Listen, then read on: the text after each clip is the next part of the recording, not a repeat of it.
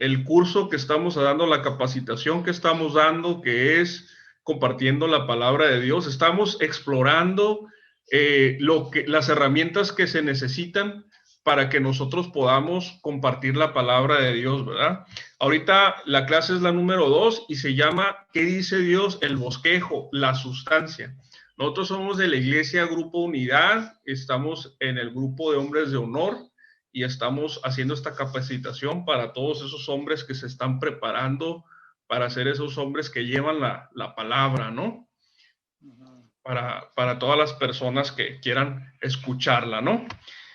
Vamos a hacer un recuento del temario. El temario, ya vimos el anterior, la clase 1, que es un hombre preparado por Dios. Ahorita estamos en la clase Dios, que es que dice Dios, el bosquejo.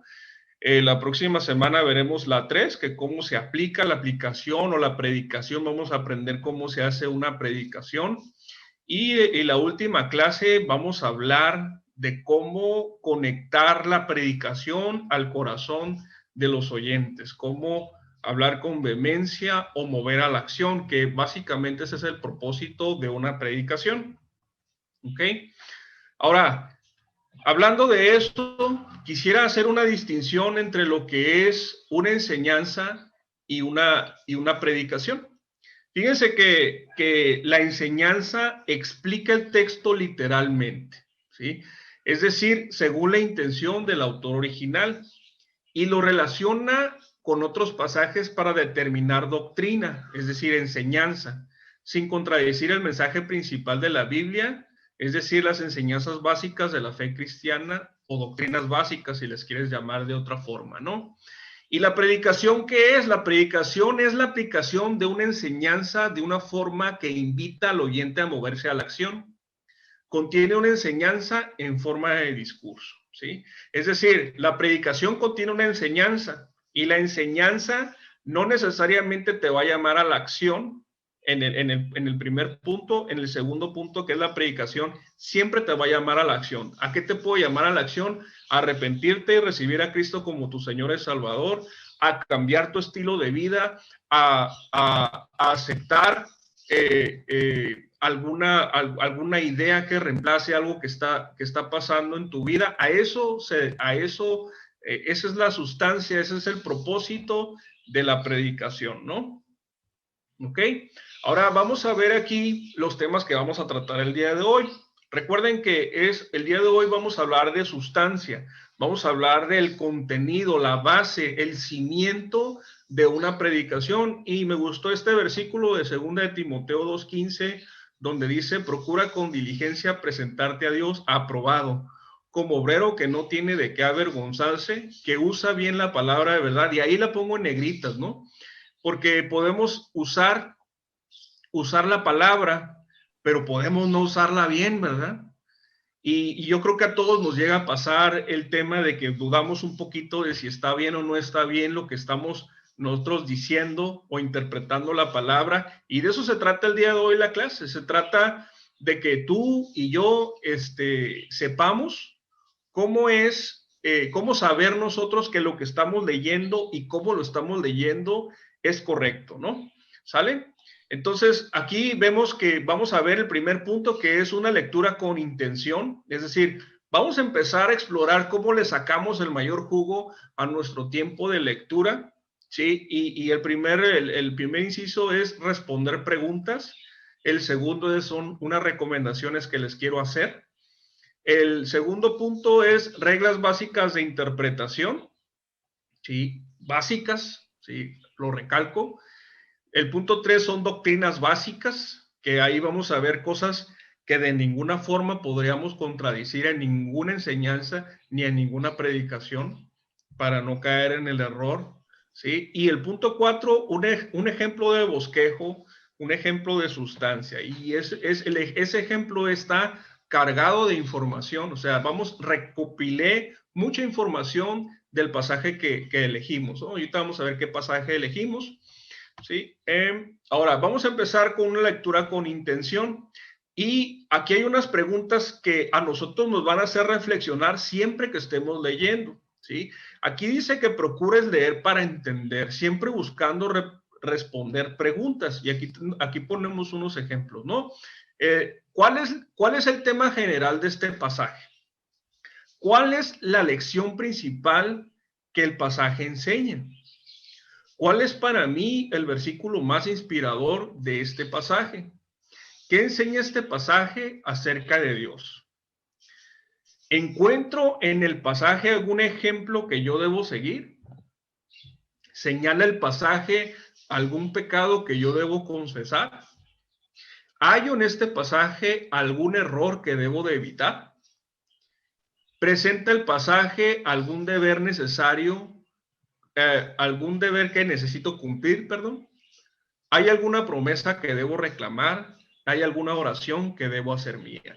Si te fijas, todas estas preguntas de reflexión están diseñadas para que tú leas con la intención de encontrar estos tesoros mientras lees.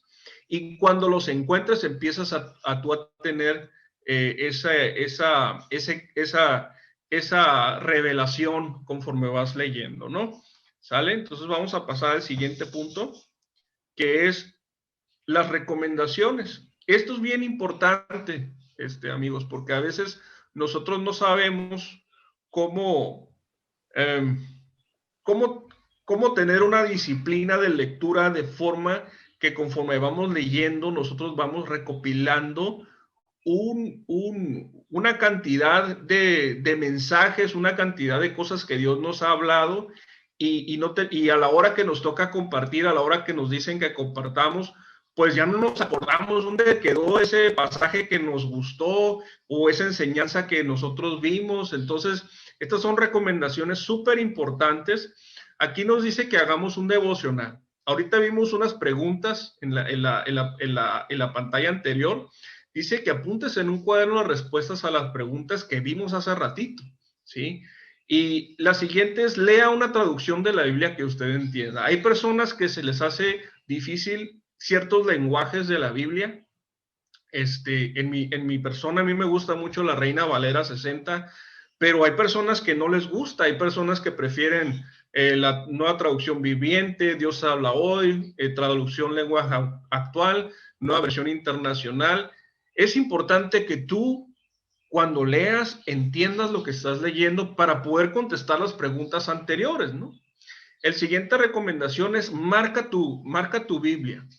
Haz notas al margen de la Biblia. Pon algunas notitas, algunas referencias, ponle colores. Yo, por ejemplo, marco mi Biblia con colores y siempre tiene notitas. Eso es lo que a mí me recuerda que ahí me habló Dios.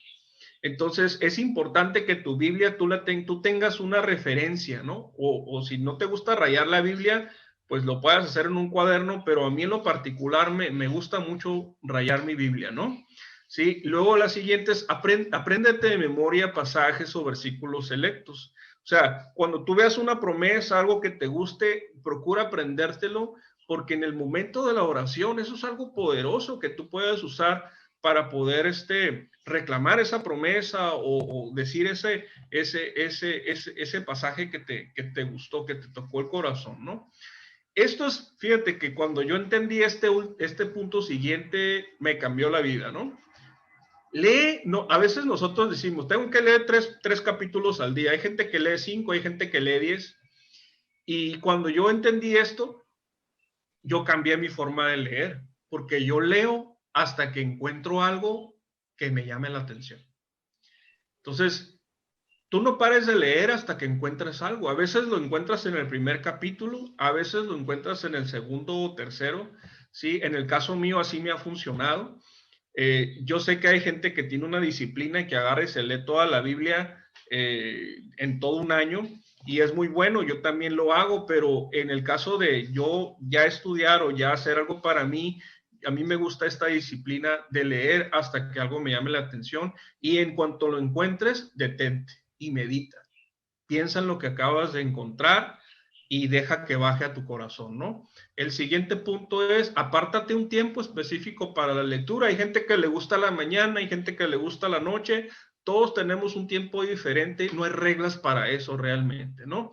Después de lo anterior, ore de acuerdo al pasaje, ¿sí? Encontraste una perla, encontraste algo interesante, ora de acuerdo a lo que encontraste y vas a ver qué bonito es el aplicar eso en la oración, ¿no? Y el último es, lleva un plan de lectura anual, ¿verdad? Es importante leer toda la Biblia por lo menos una vez al año, es importante, ¿verdad? Vamos a continuar. Ahora, esto es algo que es importante que entendamos.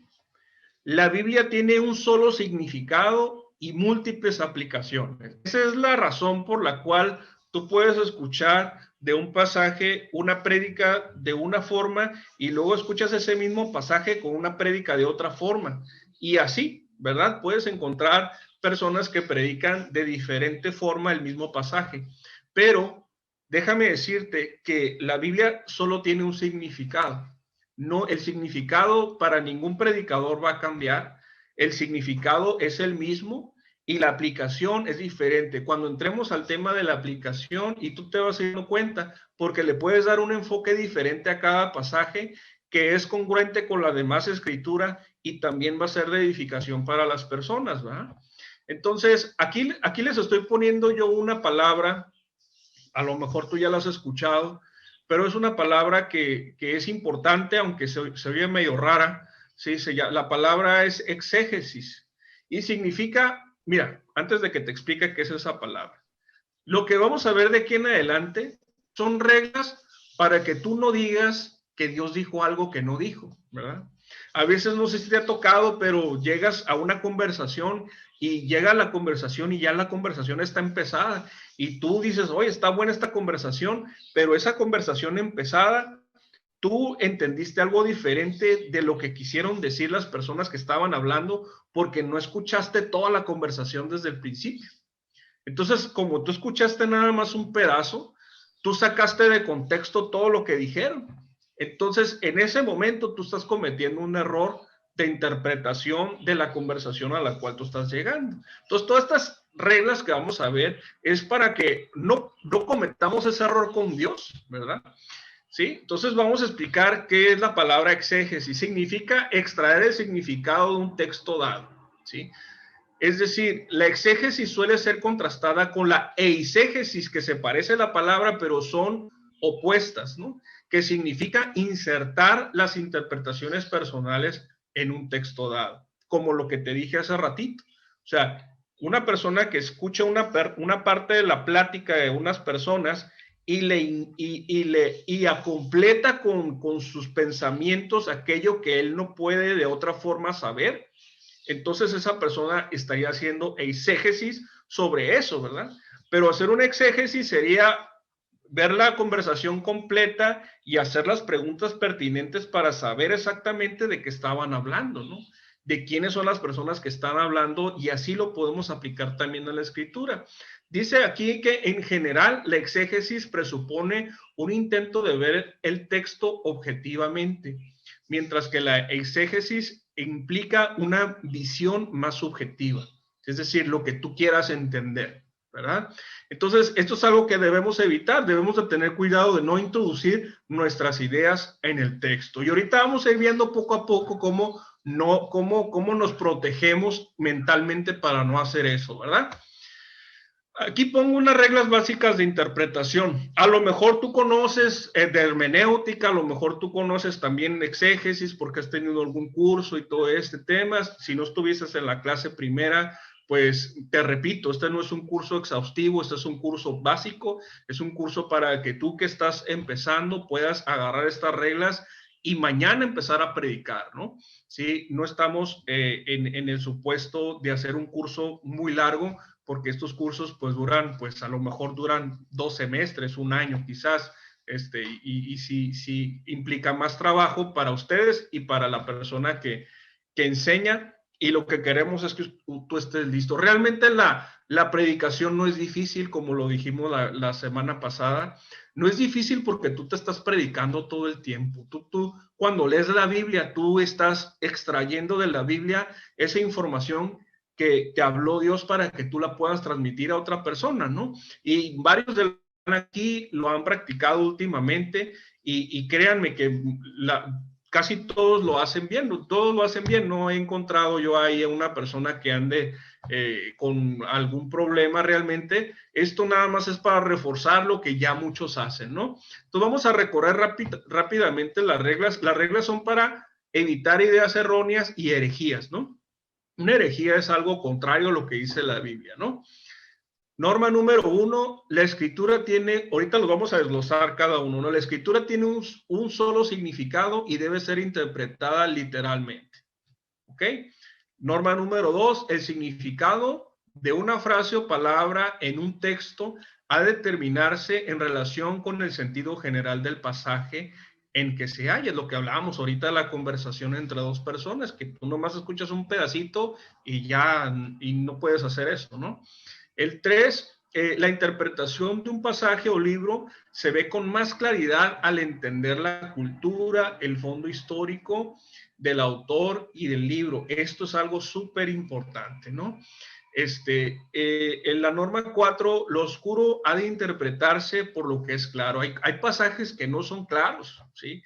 Y esta regla nos ayuda a tener una mente de decir, bueno, este pasaje no habla claramente de esta enseñanza, vámonos a otro pasaje que sí habla claramente de la enseñanza, y ese pasaje nos va a dar luz sobre todo lo que realmente está diciendo el pasaje que no es claro, ¿verdad?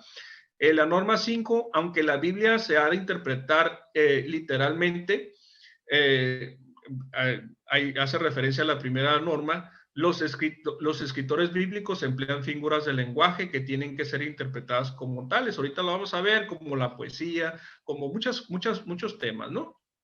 En la norma 6, las partes principales de una parábola representan ciertas realidades. Se deben considerar solo estas partes y figuras cuando sea interpretada. Wow, este sí es un punto que vamos a detenernos un poquito ahí, porque las parábolas son el objeto de más eisegesis, o sea, más introducción de ideas de los predicadores. ¿Por qué? Porque se prestan para eso, ¿verdad? Se prestan a que le des un significado espiritual a todo cuando la parábola está diseñada para ilustrar doctrina, ¿sí? Para ilustrar una verdad bíblica de una forma que tú lo puedas entender, pero los detalles no son lo importante es lo otro, ¿no? ¿Sí? Vamos a desglosar, vamos a empezar a definir cuál es cada norma. Dice, la escritura tiene solo un significado y debe ser interpretada literalmente. Dice aquí abajito que no se puede atribuir a cada relato bíblico un sentido alegórico, es decir, simbólico, a menos que la misma escritura lo atribuya, ¿sí? Aquí vemos del lado derecho una explicación un poquito de esto. Dice, a menos que los hechos del contexto inmediato claramente indiquen lo contrario, hay que tomar cada palabra en su sentido literal. ¿Qué significa literal? En su sentido tal cual como lo está diciendo. Por ejemplo, Jonás 1:7 nos dice que el profeta estuvo 3 días y 3 noches en el vientre de un gran pez.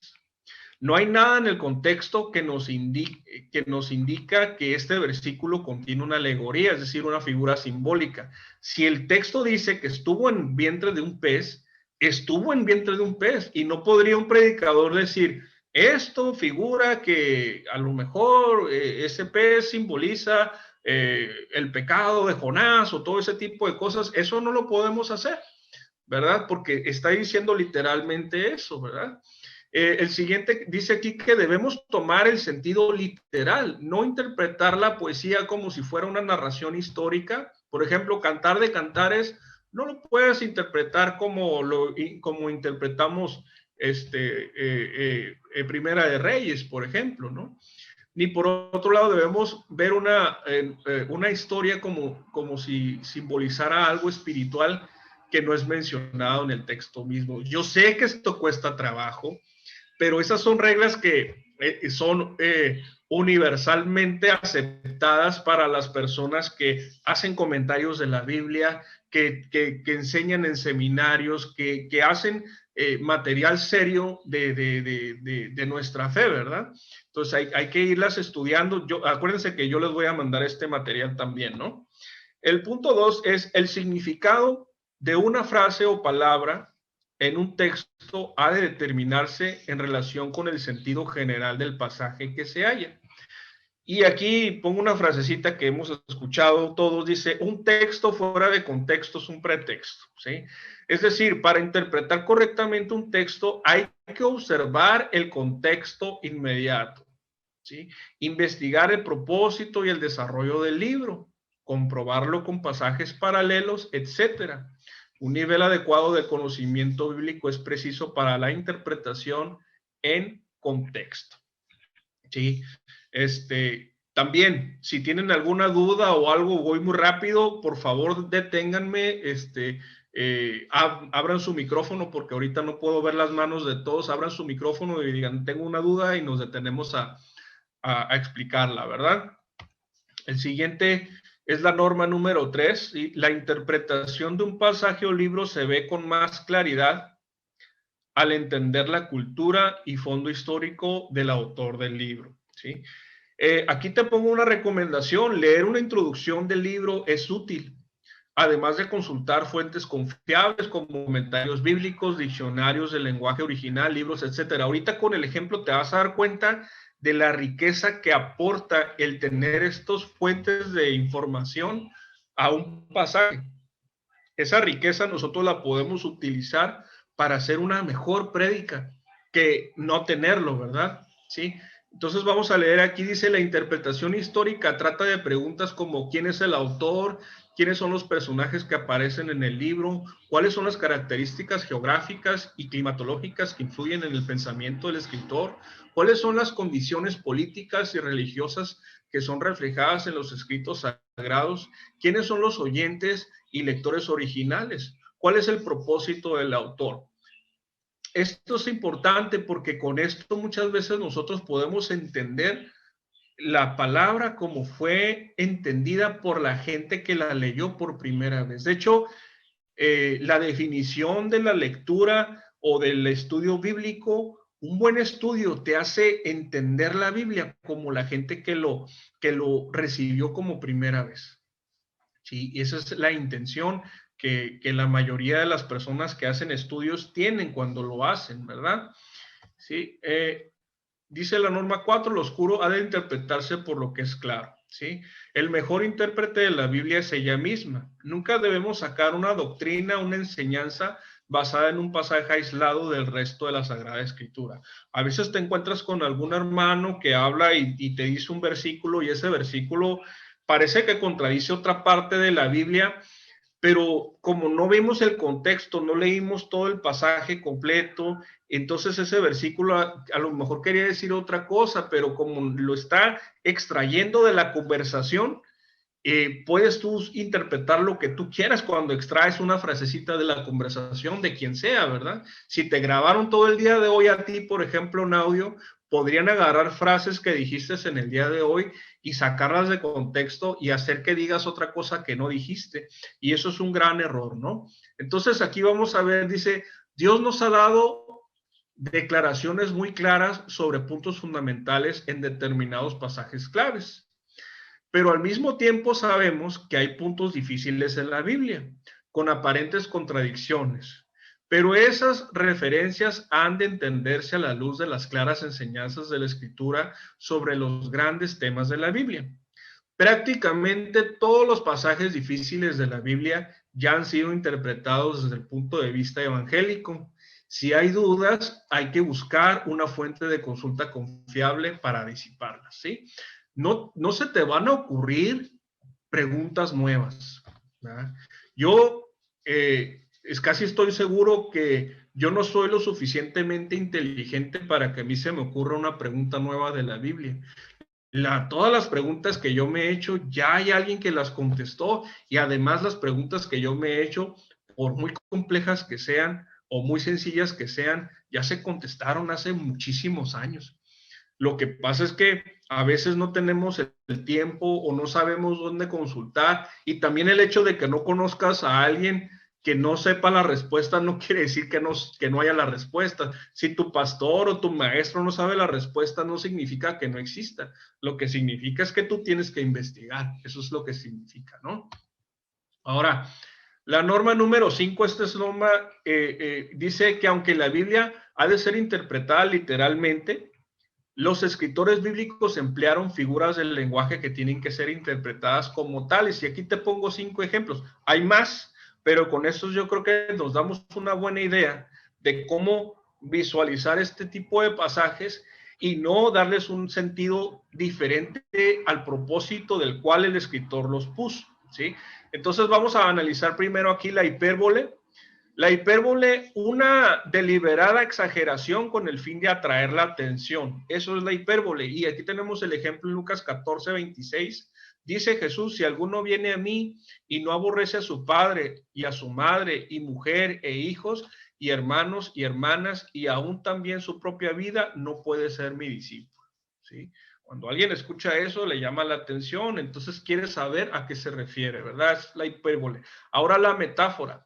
Dice que compara dos cosas identificando a una con la otra. Generalmente, una de las partes de la metáfora se reconoce fácilmente y se emplea para clarificar a la otra, ya que esta última no se entiende con tanta facilidad. El ejemplo es Mateo 5:13, dice, vosotros sois la sal de la tierra, pero si la sal se desvanece, ¿con qué será salada? No sirve más para nada, sino para echarla fuera y hollarla por los hombres. Y aquí la explicación, ¿no? La sal da sabor a la comida, también preserva de echarse a perder. Esas son las características de la sal en la intención y para lo que se usaba en el momento que Jesús dijo esa frase.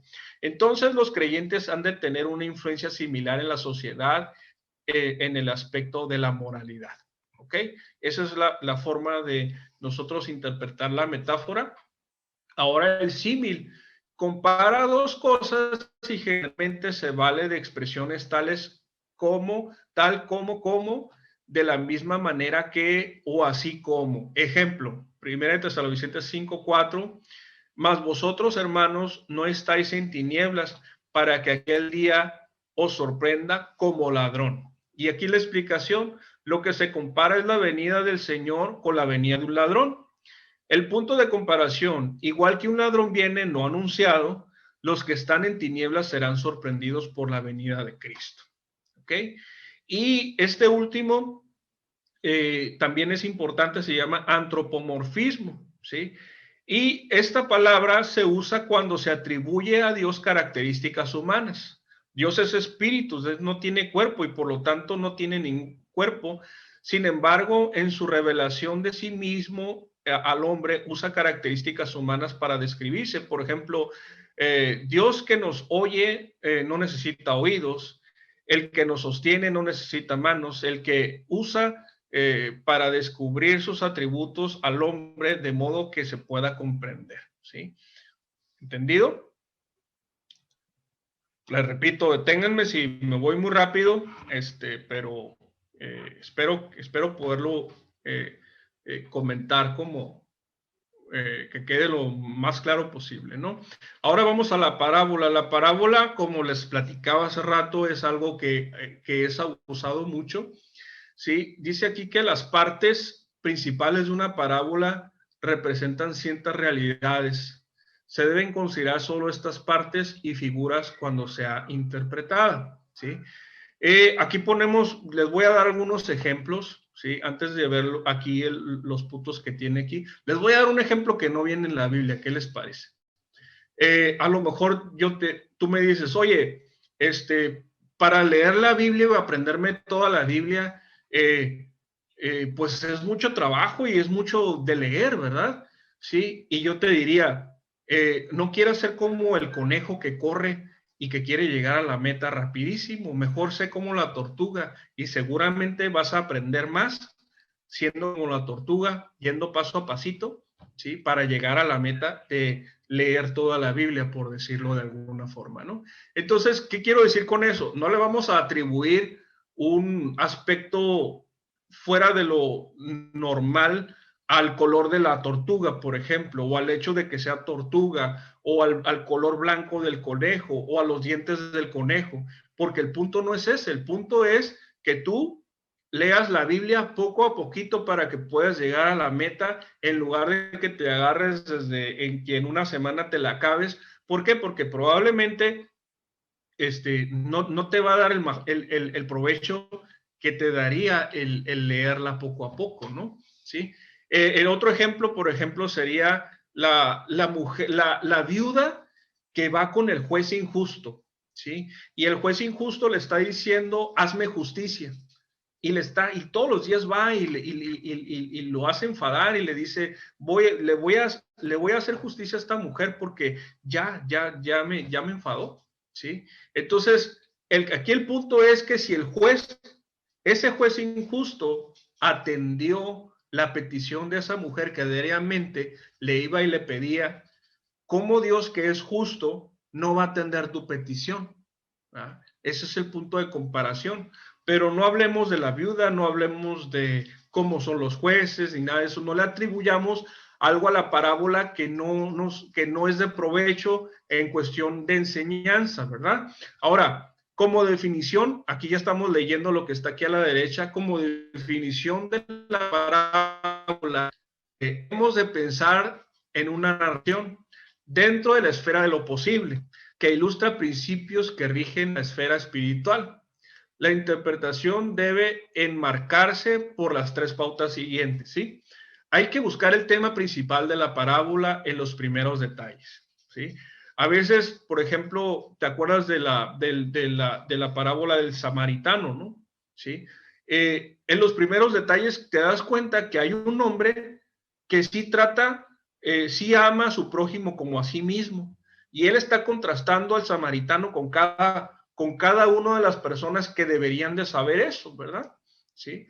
Entonces, y casi siempre, si te fijas, el patrón de Jesús es, te da una enseñanza verbal o hay una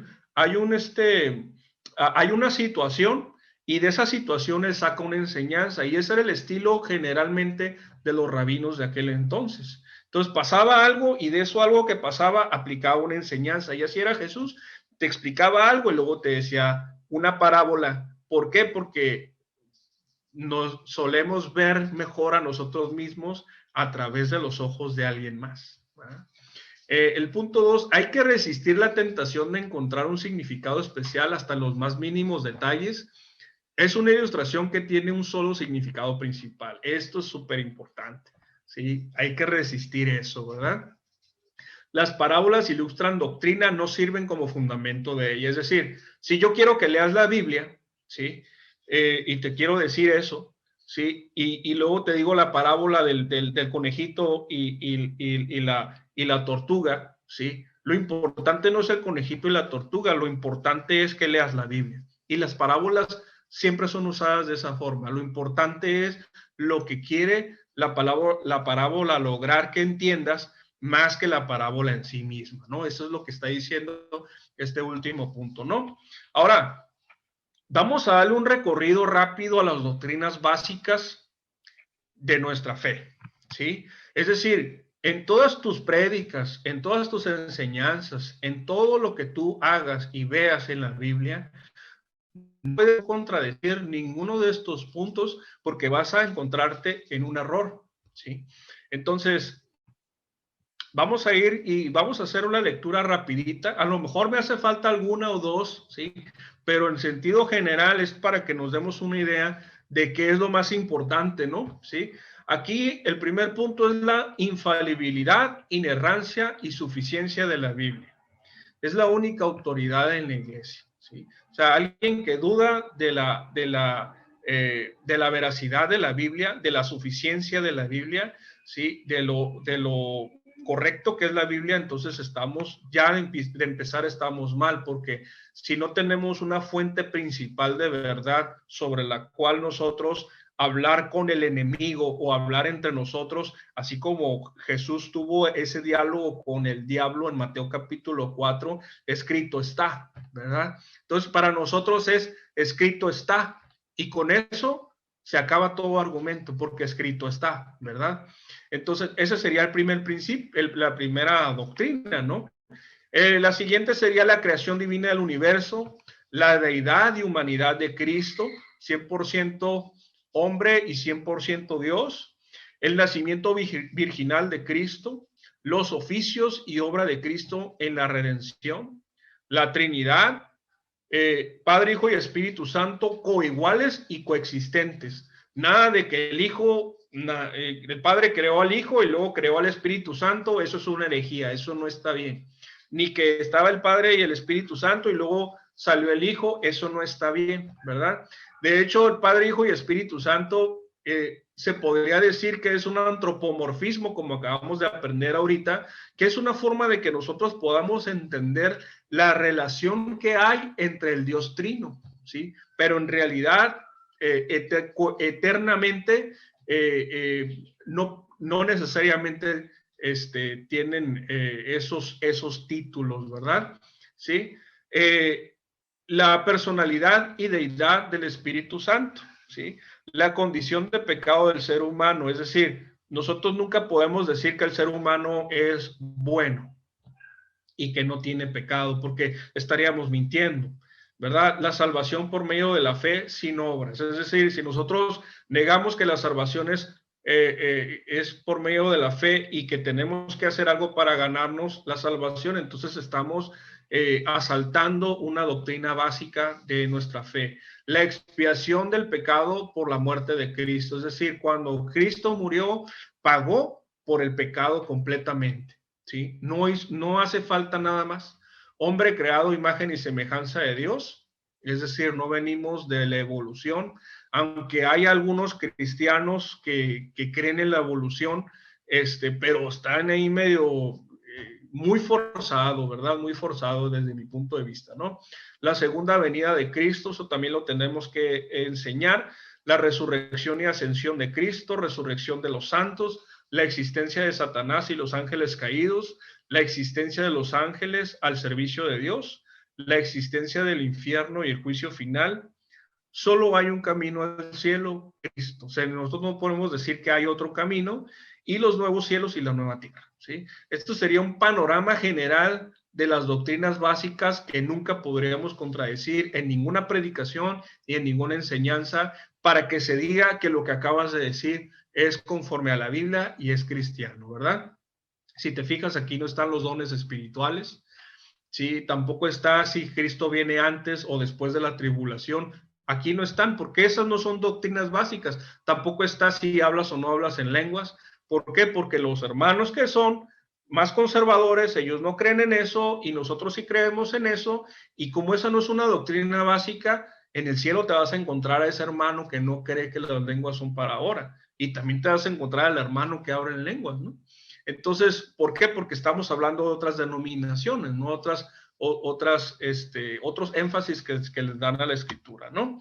Ahora, vamos a entrar en el tema del bosquejo, a la sustancia. Elegimos a Jesús en la casa de Simón, el fariseo, en Lucas capítulo 7, el versículo 36 al 50, ¿sí?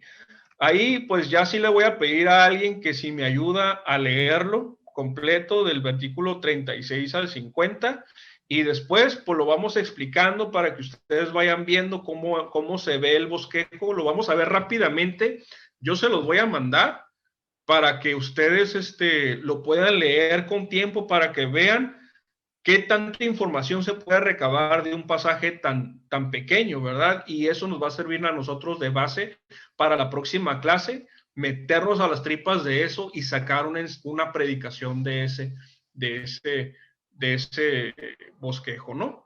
Entonces, no sé si alguien me puede apoyar en leer esto, alguien que diga yo. Aquí mero yo. A ver, ¿quién dijo yo? Marco. Sí. Adelante, Okay. Marco. Ok, dice en Lucas capítulo 7, versículo 36 al 50. Dice, una mujer pecadora unge a Jesús. Uno de los fariseos invitó a Jesús a cenar. Así que Jesús fue a su casa y se sentó a comer.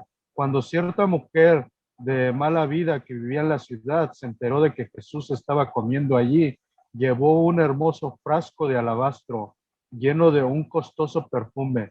Llorando se arrodilló detrás de él a sus pies. Sus lágrimas cayeron sobre los pies de Jesús y ella los secó con sus cabellos. No cesaba de besarle los pies y le ponía perfume.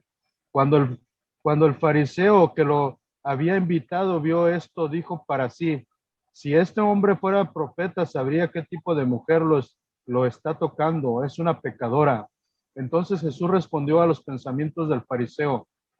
Simón le dijo, tengo algo que decirte. Adelante, maestro, respondió Simón. Entonces Jesús le contestó la siguiente historia. Un hombre prestó dinero a dos personas, 500 piezas de plata a unas 50 piezas a la otra. Sin embargo, ninguna de las dos pudo devolver el dinero. Así que el hombre perdonó amablemente a ambas y les canceló las deudas. ¿Quién crees que lo amó más? Simón contestó, supongo que la persona a quien le perdonó la deuda más grande. Correcto, dijo Jesús. Luego se volvió a la mujer y le dijo a Simón, mira a esta mujer que está arrodillada aquí. Cuando entré en tu casa, no me ofreciste agua para lavarme el polvo de los pies, pero ella los lavó con sus lágrimas y los secó con sus cabellos. Tú no me saludaste con un beso, pero ella, desde el momento en que entré, no ha dejado de besarme los pies. Tú no tuviste la cortesía de ungir mi cabeza con aceite de oliva, pero ella ha ungido mis pies con un perfume exquisito. Te digo que sus pecados, que son muchos, han sido perdonados.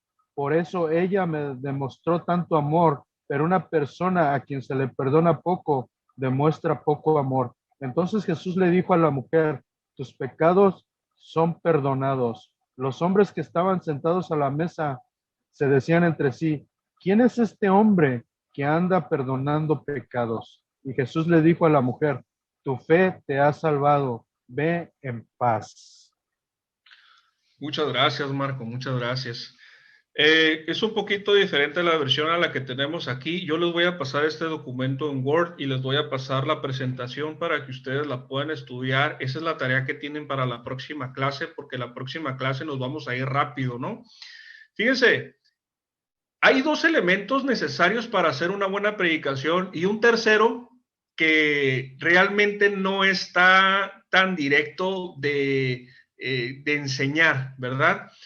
¿Cuáles son esos dos elementos? El primer elemento es la enseñanza o el extracto o la sustancia o el estudio bíblico. Ese es el primer elemento. Y el segundo elemento es utilizar ese estudio para hacer una predicación. A las dos cosas se les tiene que dar tiempo, ¿sí? Hay personas que le ponen muy poquito tiempo al estudio bíblico y le ponen mucho tiempo a la aplicación. Y déjenme decirte que no es gente que le da muy bien el hacer un estudio bíblico y no se le da también hacer una predicación y viceversa. Hay gente que le da muy bien encontrar el punto principal y la aplicación de un pasaje, pero no se le da muy bien andar investigando de qué se trata o de qué realmente habla ese pasaje.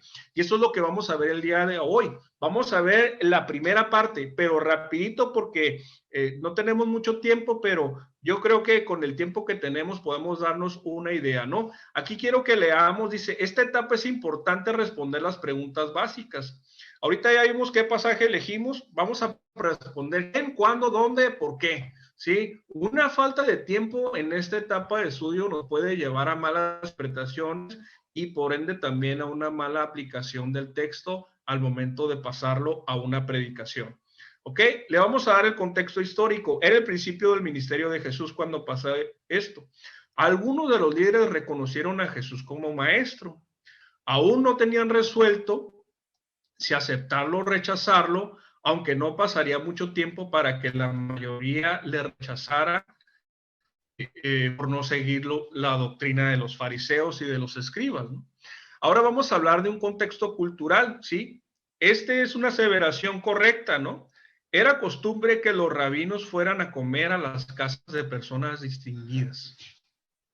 Esta era una de las razones por las cuales los fariseos y los saduceos se escandalizaban cuando Jesús comía con otra gente que no fueran ellos, porque socialmente ellos eran los más distinguidos y las personas con las cuales nada más los rabinos podían ir a sus casas a comer. Ahora vamos a leer rápidamente, dice aquí, Simón era fariseo, es decir, uno de los separados. ¿Por qué invitó Jesús a comer en su casa? ¿sí? Hay tres posibles razones. Aquí le estoy poniendo yo no soy tan inteligente como para que se me ocurran todas estas cosas.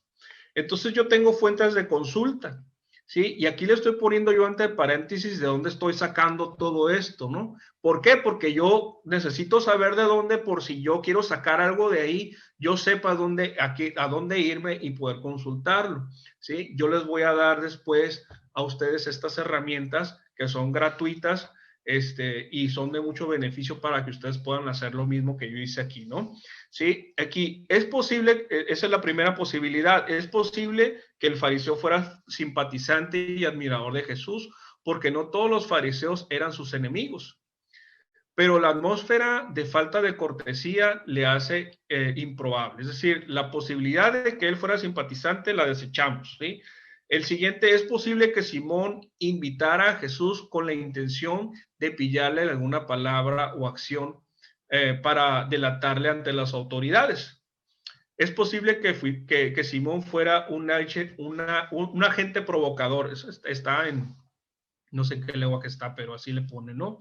Tampoco esto parece probable porque Simón le da a Jesús el título de rabí en el versículo 7:40. Entonces vamos a descartar esto. La tercera es la posibilidad más probable, ¿no?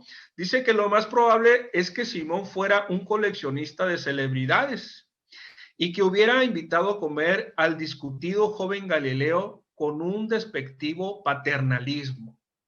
Esto explicaría la mezcla de cierto respeto con la omisión de los detalles de cortesía, ¿sí? Entonces, ahorita estamos empezando a ver cómo pensaba Simón el fariseo, ¿no? Entonces, el Simón quería que la gente dijera, pues este camarada invita a Jesús y como él es distinguido, entonces Jesús iba a su casa, ¿no? El siguiente punto es, la escena tiene lugar en el patio de la casa del fariseo Simón. Fíjense lo que dice aquí, esta es la explicación que nos dice por qué la mujer estaba ahí. Dice, las casas de la gente acomodada se levantaban alrededor de un patio abierto que parecía una placita. A menudo había en el patio un jardín y una fuente. Y ahí era donde comían en los días de calor. Era costumbre que cuando se había invitado a un rabino, viniera toda clase de gente. Nadie se lo impedía para escuchar las perlas de sabiduría que salían de los labios.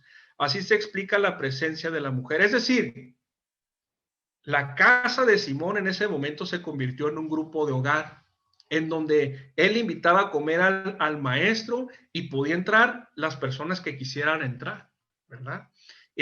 Ahí se explica que la mujer haya podido entrar a la casa de un distinguido fariseo, ¿no? Ahora dice, cuando entraba un invitado en una casa, así, era corriente que se hiciera tres cosas, ¿sí? La primera cosa, el anfitrión le ponía la mano en el hombro al huésped y le daba un beso de paz. Esa era una señal de respeto que jamás se omitía en el caso de un rabino distinguido. Segundo, los caminos eran de tierra polvorientos y el calzado no era más que suelas sujetas al pie con correas, y por eso se le echaba agua en los pies al huésped para limpiarlos y refrescárselos. Y el último punto, o bien se quemaba un poquito de incienso y se le echaba un poco de esencia de rosas al invitado en la cabeza. Eran cosas que exigían los buenos modales, pero no se cumplieron en este caso, ¿sí? Con estas cosas nosotros podemos entender que el fariseo no respetaba como rabino a Jesús, simplemente andaba de hipocritón, pues, lo andaba tratando como con la actitud paternalista como vimos hace ratito, ¿no? ¿Sí? Ahora, aquí en cada uno de los versículos yo estoy poniendo un comentario, ¿sí? Este comentario lo voy a pasar aquí rapidito para que la gente que está viéndolo en video pueda leerlo, aunque yo se los voy a pasar por los grupos para que ustedes lo lean y lo estudien. ¿Cuál es la intención de esto? La intención de esto es ver la fotografía completa de qué era lo que estaba pasando en ese lugar, ¿sí? Y entender por qué se escandalizó tanto el fariseo y la gente que estaba ahí? Y de dónde sacó las fuerzas o el ánimo la mujer para hacer lo que hizo cuando eso no era bien visto, ¿no? A ojos de la demás gente, ¿no? Entonces, si se fijan, es un montón de información, son 5 hojas.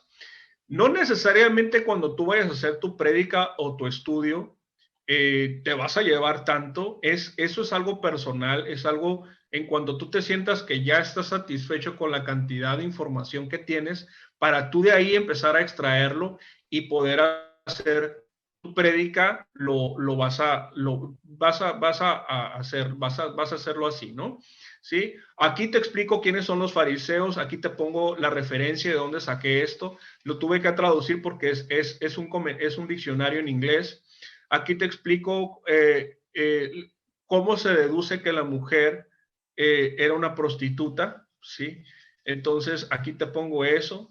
Aquí te explico cómo es que la mujer, cómo estaba acomodada la mesa, porque las mesas estaba al frente, entonces la gente no se sentaba como nosotros enfrente de una mesa, sino que se acostaba de lado y se apoyaba con su mano izquierda y con su mano derecha empezaba a comer, pero comía de lado, pues, como si estuvieras acostado de lado en tu sillón, pero la mesa te queda del lado de la cabeza.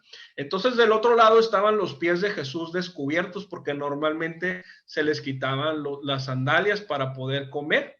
Y la mujer estaba atrás de Jesús, como acabamos de leer, toda la gente se ponía en la parte de atrás pegado al muro, y esta mujer encontró los pies de Jesús enfrente y se puso a lavar los pies de Jesús.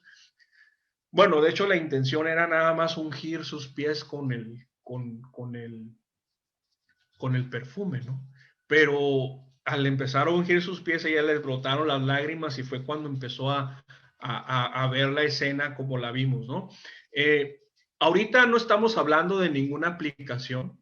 Ahorita lo único que estamos nosotros tratando de ver es adentro de este pasaje qué estaba pasando, ¿no? Y cuáles eran las costumbres de la gente y por qué decía que el fariseo le rogó a Jesús y por qué decía todo lo que decía. Entonces, todo este documento en Word está diseñado para que nosotros tengamos esa luz y entender la profundidad de eso. De aquí nosotros vamos a sacar nuestra aplicación, que puede ser de muchos tipos y la vamos a ver la siguiente clase, pero para empezar, ustedes tienen que leer esto y para la siguiente clase yo les voy a dar una propuesta de reducción, porque el trabajo después de la lectura es ir eliminando e ir haciendo más pequeño esto de tal forma que va a haber cosas que no vas a necesitar decir y va a haber cosas que van a estar de más y van a estar de sobra o duplicado, pero con esta información tú puedes hacer muchas cosas, ¿verdad? Entonces, yo creo que por el momento ahí lo vamos a dejar. Les voy a entregar esta información para que la tengan y la gente que lo está viendo en video pues lo puede leer en video, pero pues lo vamos a dejar aquí